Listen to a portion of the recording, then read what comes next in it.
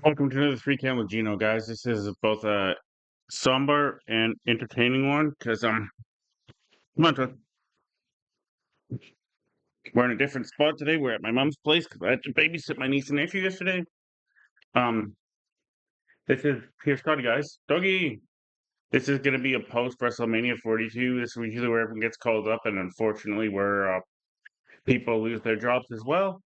Massive, massive, massive amount of cuts. A lot of them shocking. 25 and 24 in total. Um, only 4 call ups and 1 new hire.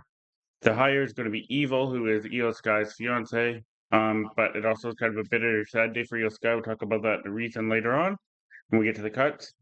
But I'm going to give you guys a brief, let you guys know recently who got called up and the reasons why. I'm excited for half of these people to get called up, and one that's kind of I've never really felt much for. As you can tell, Toddy doesn't really care either way about the people that got called up, right, Todd? Outside of 3 girls, which we both lost our mind for on Friday.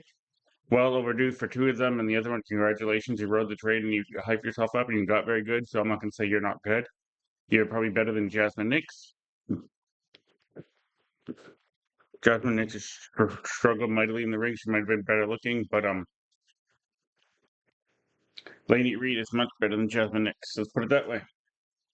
Let's get right to it. We're going to talk about who got called up to Raw and actually made some interesting debuts and matches they were against. One, I like how they continued the storyline from NXT.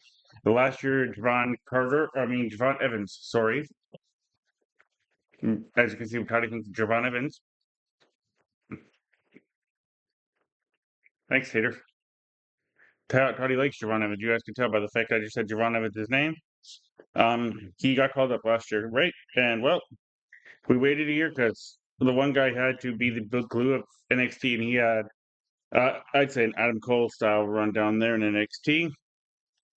That being Ethan Page, a guy who I've been a big fan of for a long time, and I personally think AEW dropped the ball big time by never using this man correctly. All Ego is now. Please, Toddy agrees with me. We just got back from a nice walk as well, guys. All Ego is now all Raw. He had an interaction, well, pretty much Penta won the won the Intercontinental title match, defending his own title.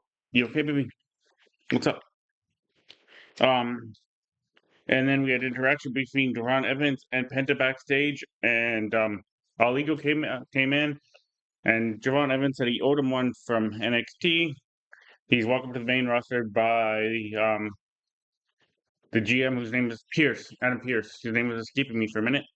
We have a match set up, and we have All Ego versus Javon Evans. So All Ego immediately in the Intercontinental title picture, and he continues that feud he had with Javon Evans almost a year and a half, 2 years ago.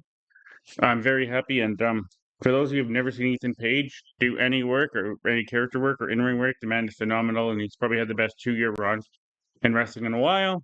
So very good for him. Following that, we had Sol Ruka get called up to the main roster. She had Liv Morgan celebrating winning the title. Sol Ruka came out and interrupted her, continued a little bit of a feud. The fact that Sol Ruka is one of the last 3 in the Royal Rumble this year, was eliminated by Liv Morgan, so that continues that storyline along. And Sol Ruka is absolutely phenomenal. If you guys have not seen her work, she does moves that her finishing move is probably the best finishing move in wrestling in the last decade and a half. That Soul Snatcher. If you haven't seen it, go take a look at that on YouTube alone. Some of the things she does is so creative. Her selling is very good. Her mic work needs to get a little bit better, but other than that, she's deserved a main roster push for a while, and she'll probably get in the main mid-card title in a little bit when they return the title from Becky. I like how they Colin and me disagree on this because Ethan Page won on his debut. Sol Ruka lost due to Zarya continuing a feud. And also, if you guys did not see NXT, Sol Ruka said goodbye to NXT in the nastiest possible way I've seen somebody say goodbye to NXT. A bump that went horribly wrong. So fucking wrestling buddy there. Zarya pushed her off the perch where everyone always goes when they point for title shots, and there's 2 tables set up, and Saul missed one and went through the other and smashed the back of her head on the other table, and was cut for 7 staples. It looked like at first she hit her hands, I thought, because the way her legs folded over her hands, not the fact she actually smashed her head. But Solbrook is absolutely fantastic. That's just a crazy bump to take when you know you're going to the main roster and you'll be making way more money and you're not going to be in NXT anymore. But she helped put her friend over. Um, and Joe Hendry will be doing a concert next week in Raw. He did not make a Raw appearance this week as he's too busy getting smashed by Keanu Carver down in NXT. His way to say goodbye. He got absolutely obliterated in Doctor Stoppage after he'd won the title. He's lost his last three matches going out. So Joe Henry went out of NXT doing the favor. NXT now belong, and NXT kind of got raided. Because over on NXT's SmackDown, sorry, we had a few more NXT call ups come up, and I was like, huh, this is kind of weird. We've gone through half the show, and there's not been one person called to NXT, called up to SmackDown from NXT. And then we got to the women's tag team title match. And this one made me very, very, very happy because anyone that's been a fan, that's watched the show for a while, knows how much of a fan I am of two certain people, that being JC Jane and Fallon Henley. At first, they had the tag team match. It went about 5 minutes, and then Paige got attacked by somebody, but you couldn't tell who it was. Um, and then did more of a close up. It was JC Jane. I'm like, okay, this sucks. So Fallon Henley and Lainey Reed are still in NXT, and then all of a sudden the camera cut to the ring, and everyone's get obliterated in the ring. And ladies and gentlemen, all of Fatal Influence is now on the main roster. Very, very happy for Fallon Henley and JC Jane. They've worked their ass off in NXT. They deserved the chance to get called up and show what they did, and they had an absolutely phenomenal showing.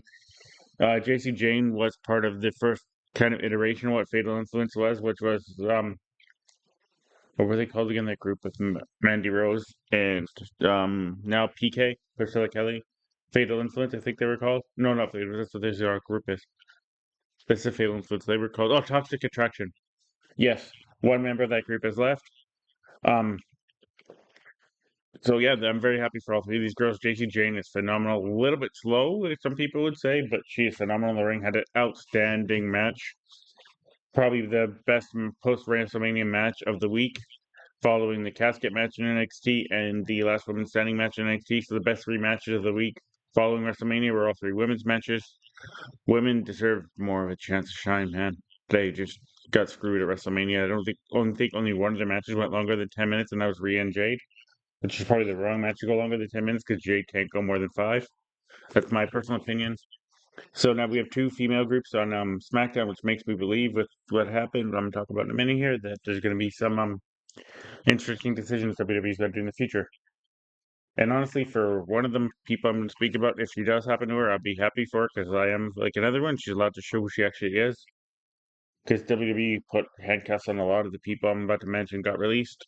Um, but let me pull up that release list. Oh, so I forgot to mention, yes, Blake Monroe is now coming to SmackDown from NXT. She did not appear on the show. She got a promo. And Ethan Page also just got a promo. Or sorry, Ethan Page, Ricky Saints, and that's one person I could personally. I'm not a fan of Ricky Saints. So to me, he reminds me of a generic version of excuse me, guys, getting a version of The Rock.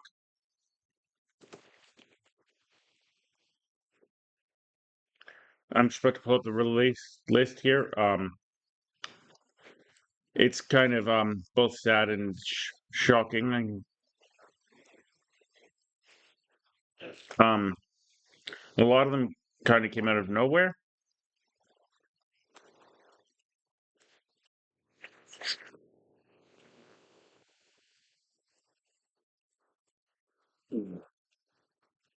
Okay, guys. So as of April 18th, the day following WrestleMania, we have these three are good because they were never supposed to be part of anything. They were on there for some godforsaken reason. So WWE, learn your lesson. No more celebrities in wrestling. Jelly Roll, April 18th. I Show Speed, April 19th. Pat McAfee, April 19th. Um, Good riddance. No reason for you guys to be there. You took up spots for people that could have been up there and used. I understand why WWE did it, but at the same point, not needed. And I hope we never see you guys again, at least not in WWE. Or if you are going to do the Paul Walter Hauser work and work your way through the indies and get a chance, Pat McAfee was a TKO plant, and we'll talk about that then. Um, some of these really hurt me because I'm a fan of a lot of these wrestlers, but we're going to start with the top and go down. Alba Fire, aka Kaylee Ray, and I was so happy for Kaylee Ray when she got hired by WWE in the first place almost 7, 8 years ago now, and she was killing it as Legion A with the Secret Harvest and Piper Niven, which is Legion P. Um, and Chelsea Green, but then Chelsea got hurt and they were just taken off the TV. And Alba Fire just pretty much made into a jobber. And anybody that's ever seen Alba Fire, aka Kelly Ray Russell, knows she is way, way, way, way too good to be a jobber and an enhancement talent. Um, she's the longest reigning NXT Women's Champion in the history of that company, outside of Asuka, because I think she had a 3-year run with the Women's North US, United Kingdom title before that got completely folded. She beat Tony Storm. She stopped the hype train of Tony Storm. Um, and pretty much derailed Tony Storm's entire WWE career. That being said, I think she was treated absolutely horrendous. She worked well, her and Chelsea Green worked well together, and unfortunately Chelsea got hurt, and they were seen twice on TV for a matter of 40 seconds afterwards. I just don't get it. I wish she would have been given a chance to give it a singles run. She is incredible in the ring. She can talk as well. She's threatening. She's got probably one of the best movesets I've seen on a female wrestler. Her Anyone who's never had a chance to see her wrestle as Kaylee Ray, go on YouTube and type it in and wait about 60 days wherever No Compete is, and you're about to see some girl tear it up on the internet. I mean, on the indies, maybe she goes to AEW. She'd be a fantastic fit in AEW.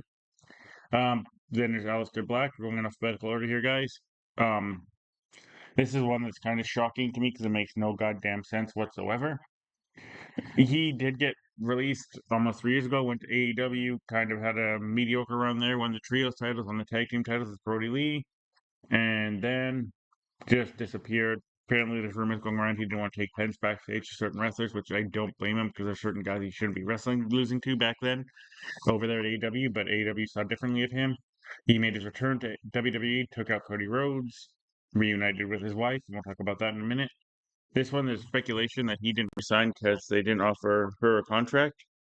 But I don't know the whole story behind it. But he was in the midst of being this devil and corrupting people like he was in Randy's ear. So I thought that would have been the better decision to go with is have Randy and him as Zelina as a stable because it would have made sense. But instead, TKO decided to go with whatever the hell that thing was with Pat McAfee. God, let's forget that, please. It's almost as bad as that's 2 years in a row the WWE's brought in a celebrity and Fiend, Fiend, Fiend, but this was no Fiend. This was just horrendous. But the Aleister Black thing never got a payoff. We're talking about more about getting payoff later on. But Aleister Black is incredibly, incredibly talented. I don't know if he's going to just focus on working his school and training the next generation. Maybe he goes to MLW, which you guys don't know what that is. That's Maple Leaf Wrestling, Wrestling in Canada. Maybe he goes to TNA, takes a little bit of a pay cut, but I think he's smart with his money, so he's probably saved a lot of it.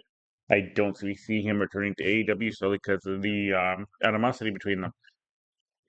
This one we're going to use a double shot. We got Chris Sabin and Alex Shelley, the Motor City Machine Guns, and I was over the moon when these guys got hired. They're one of my favorite tag teams on the planet, and they are both very, very good. Singles as well. Um, WWE does not like tag team wrestling for some reason. As I mentioned, only one set of tag team belts out of 3 they have were on the main roster. They built some really weird stories. They had a nice run with the TLC match with all the women, all the tag teams in it on a random SmackDown instead of a pay-per-view. I don't think I've seen the tag team titles be defended on a pay-per-view in almost a year and a half now. I almost forgot at one point the MFTs and the Wyatts had the tag team titles, and we'll talk about the Wyatts in a minute. We're gonna put them all as one group. Um, but yes, Alex Shelley, Chris Sabin came in. They had a good little run to start. Everyone was excited, and then they just kind of vanished from TV. And then they were in a storyline with Candice and Johnny, and then they were just like, "This makes no sense at all." I just thought about this as I was talking. Chris Sabin and Alex Shelley were in a storyline with Candice LeRae and Johnny. They were in doing something with Johnny. Like Johnny was being traumatic for Johnny because his tag team partner was gone and he was traumatized and he didn't want to do anything. Everyone was trying to snap him out of it. They had a match where the Motor City Machine Guns beat Fraxium with Candice's help. And now 2 weeks later, the Motor City Machine Guns are gone. Please explain that to me. I don't understand. But this is a tag team I'd love to see in AEW. Extremely, extremely talented. They've been doing this for over 2 decades now. They're great tag team wrestlers, great singles wrestlers. Love to see them fight the Bucks and FTR. Next we have Andre Chase. I really like Chase G, but once Chase for You was gone, nothing ever worked with Andre Chase. Hopefully this guy gets a chance somewhere else. But the gimmick worked. It just didn't work well after Chase U imploded. He was just never on NXT again, and when he was, he just got decimated. And Apollo Crews forgot he came back. He was injured, came back, was shown on TV twice as Matt Cardona, and then never, ever, ever used again. This dude is extremely talented, and almost a decade ago, WWE had high hopes for him. They brought him up. Um, had him beat a lot of the main talent guys. Had a couple title runs. He was the guy that was Nigerian general at one point. That gimmick was god awful. It just didn't click. He beat Kevin Owens several times and Sami Zayn. NXT had an incredible run. I thought he should have won the NXT championship. He never did. And now he's gone again. We're going to put Bo Dallas, Dexter Lumis, Eric Rowan, Joe Gacy, and Nikki Cross all in the same release group. The White Six is no more. And this is, in my opinion, the biggest fucking fumble in the last 3 years by WWE. I don't understand what the fuck happened. They brought them up. I'm a Bray Wyatt guy. This group worked. They had me going. They brought them up the spookiness, and they were supposed to be the conscience of WWE, and they eliminated everything that was no good. On Raw, they had a crazy run where they were just tormenting people that they thought were bad and did evil things and wanted vengeance for certain things. And I think that was Bray's gimmick and vision originally, and Bray's unfortunately no longer with us. All 5 of these people are incredible. Nikki Cross never got a chance to actually wrestle the White Six, so they never had a feud with any girls, nor did she have a chance to match with a girl. I would have loved to see what she did with the Sister Abigail gimmick, but unfortunately, she was just ringside for all the White Six matches. Then they were randomly, for some reason, brought to SmackDown. Nobody knows why, even though they were having a good run on Raw. And they were used sparingly, which was brilliant because that's what you should have done with this gimmick. That's supposed to be that supernatural factor that you fear.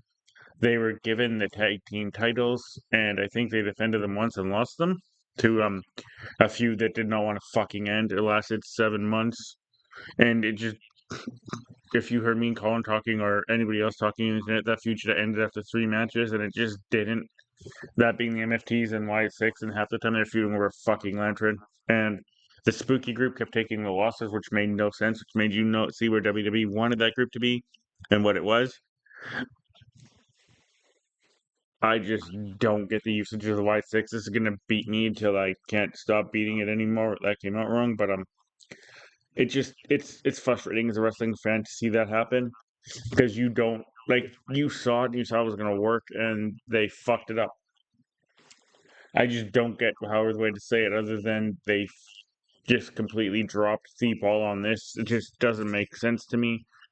This was it was working. The fans were into it, and every time they came in, the fans were really into it, and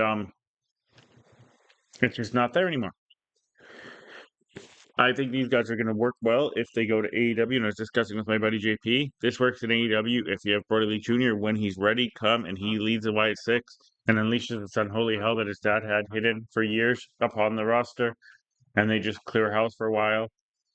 And then you have a group like if Aleister Black goes back to AEW, you have his group come and try and stop this demonic force, and it's 2 battling entities. That would work for me. Other than that, I think it works well with TNA Impact Wrestling if you have Father James Mitchell and Rosemary control it.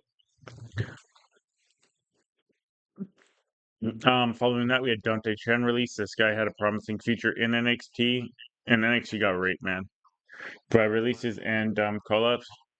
He got injured, never got the same momentum. He's going to be bright when he goes on the independents. I bet you we see him back in either AEW for the first time or WWE in a couple of years. Francois Prenislio, never heard of him, so sorry to hear. This is another one that makes no fucking sense to me whatsoever. Kairi Sane is released for the second time. Also, I forgot to mention, almost everyone in White Six released for the first or second time. Joe Gacy and Dexter Lumis first time. Nikki Cross, Eric Rowan, and Bo Dallas second time each. Kairi Sane second time, and this time makes even less sense than the first time because the first time made no fucking sense whatsoever, and this one makes even less sense because she was part of the Kabuki Warriors. She was entangled in this storyline with both Rhea and Io, and then Io and Asuka. She's pretty much submissive to Asuka. It was a brilliant storyline. We thought we were gonna get it on WrestleMania. It didn't happen. We thought we were gonna get it at a different pay-per-view. Didn't happen. We thought we'd get it at Backlash. Didn't happen. That being Kairi as the referee with Io Sky and Asuka as the components or yeah, Kyrie turning on us, which eventually was going to happen, and then randomly on a Thursday afternoon or first a Friday afternoon, she's gone. It just Kyrie is too damn talented. Probably the most talented person on this list to be cut like that. It just is just disgusting by WWE to do this. I understand they had to bring up talent, they had to find money. That's what they claim. But also, they TKO said this is the highest grossing pay per view. Or sorry, WrestleMania since they've taken over, and it just disgusts me that they have to do this to people, especially when they have these storylines going on, and nothing makes sense of the releases. Kyrie Sane and Kaylee Ray are probably the most talented of this list, but unfortunately, all these performers are very talented. None of them should have been released. They shouldn't lose their jobs just because they wanted to. But this Kyrie Sane one, just like the White Six, makes no fucking sense to me whatsoever. Following that, we got Luca Crucifino, who was a part of the family in NXT and did a very good job as the lead lawyer and was decent in the ring. I think better than Stacks. But unfortunately, he got hurt, and Stacks found a really weird gimmick, which I still don't get the point of. I understand the legacy of their parents, but Stacks doesn't belong, and I don't think Stacks has any talent. But that's me personally. He became a raver, and then that was it. For Crucifino, Malik Blade was shown a couple times in NXT with Idris Elba, or Idris and Elfa, sorry, and they were with Brentley Reese. Brentley Reese was released earlier this year, so this one is just they were just there. Santos Escobar was injured, brought back to AAA, re-signed, and now Santos Escobar is gone again. And this one is disgusting because he's injured and rehabbing as well as one more we'll talk about. Um, this man has so much talent, and he had a great group going on with the tag team cousins of as Angel, and Garza. No, sorry, Bertrand Garza. They were the La Familia.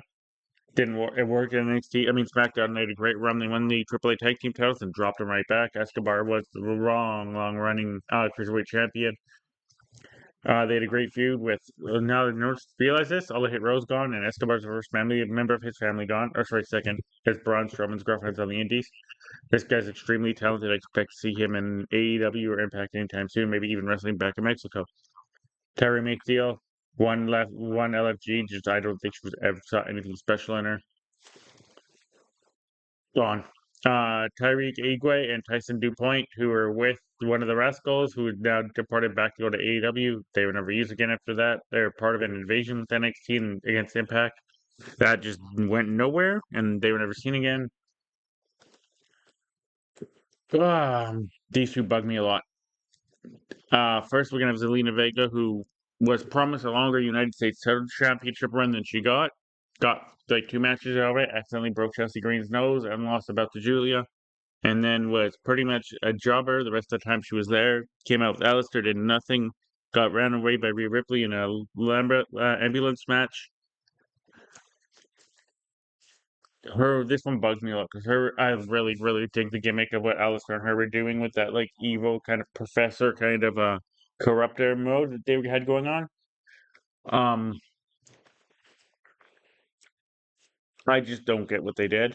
I don't understand why they were seemed to never replaceable, or because there's nothing on WWE's roster like this, and WWE just it doesn't make sense to me personally. Um, I'll leave it at that. Yes, Selena did fuck up a lot in the ring, but she was great on the microphone, and she had a really cool gimmick. And this one's Zoe Stark. This one really sucks. Just like Ridge Holland 2 years ago, she got hurt in the ring. The only difference is Ridge got hurt in Impact because WWE made a deal with Impact and they didn't want to do anything to do with this. Zoe got hurt taking a dropkick when EO was doing a dropkick when Kairi Sane was out of place, blew out her knee again, was doing rehab, and was informed she was not going to be rehired or be working for WWE anymore. This one fucking sucks and it's disgusting. Like, how do you fire somebody while they get injured working for you, doing a job for you? It's your responsibility to take care of these people, and if they get hurt, you cover for them, and you don't fire somebody when they get hurt at work. Um, Zoe, I thought was incredibly talented. She had a great run with Trish Stratus when they were heels. Her feud with Becky Lynch, very good. She had a very cool finishing move. Um, yeah, her last match is November 7th, 2000. Oh, sorry, May 18th, 2025. So she's been out for over a year, and you guys fired her. She had a short little upper card run from October 20. This website's actually really cool. She's actually hurt herself for WWE twice in 5 years. Um, yeah, this is just shitty. It's shitty for all these people that they've lost their jobs, and for a lot of them, probably their dreams. But I'm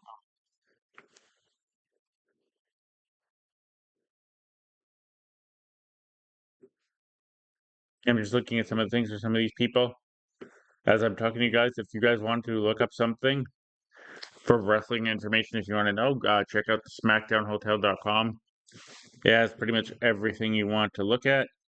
Let me double check on Santos. I think he's still injured. This guy I think he's fantastic in the ring. I think he's very underrated for how good he actually is in the ring. Yep, injured tricep injury. Injured on March 15th. So he was less than a month ago. Santos Escobar tore his tricep and fired. Fuck TKO. So I'm just saying, you're right, guys. Before I say anything else worse about anything, you got my honest reaction to everything. I'm happy for the 7 people that got called up to the main roster, and for the 25 that lost their careers for right now. And for Santos Escobar, who knows how much longer, because he has to rehab from a torn tricep after being fired less than a month ago. He hurt himself less than a month ago when he gets fired. So that tells you all you need to know about WWE and what they care about the performers. And TKO can suck a dick. But we'll leave it there, you guys, because that is absolutely horrendous. 2 people actively hurt and got hurt working for your promotion, and you fire them both. Tells you all you need to know about TKO. Okay, peace, guys.